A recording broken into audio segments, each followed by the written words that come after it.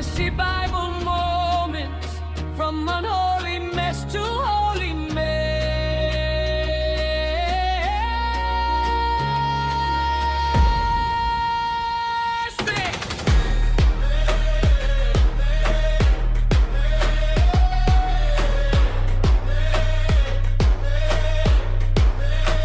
Let me ask you something.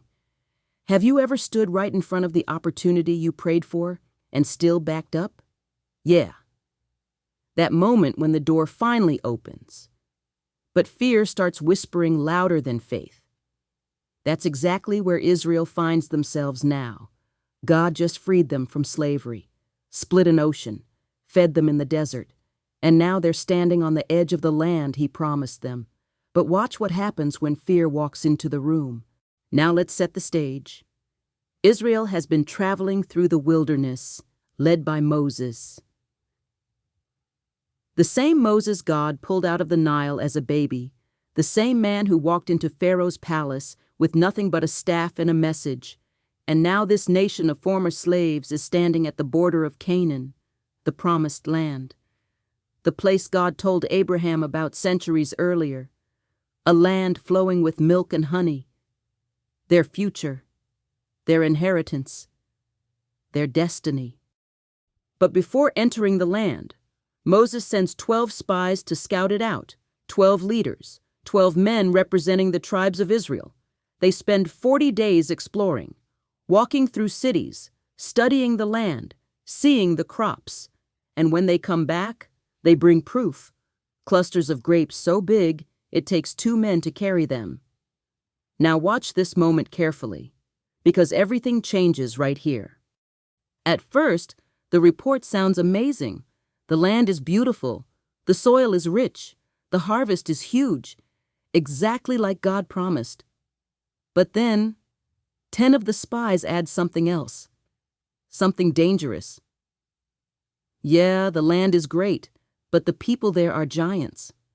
Now fear moves fast. Those 10 spies keep talking. The cities are fortified. The armies are strong. We look like grasshoppers compared to them. And just like that, an entire nation starts doubting. See that? Faith got them to the border. Fear is about to send them backwards. But one man steps forward. Caleb. And Caleb shuts the noise down. Hold up. We can take this land. God already promised it. Now Caleb isn't ignoring the danger. He just remembers who's on their side. But the people don't listen.